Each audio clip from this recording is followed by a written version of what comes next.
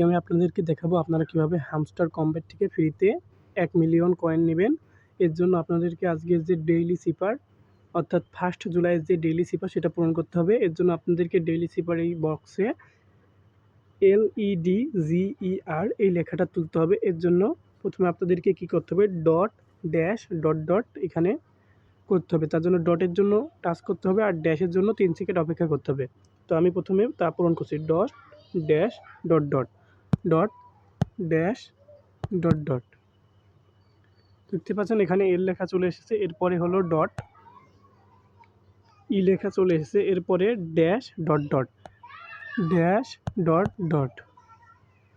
দেখতে পাচ্ছেন ডি লেখা চলে এসেছে, এরপরে হলো dash dash dot dash dash dot.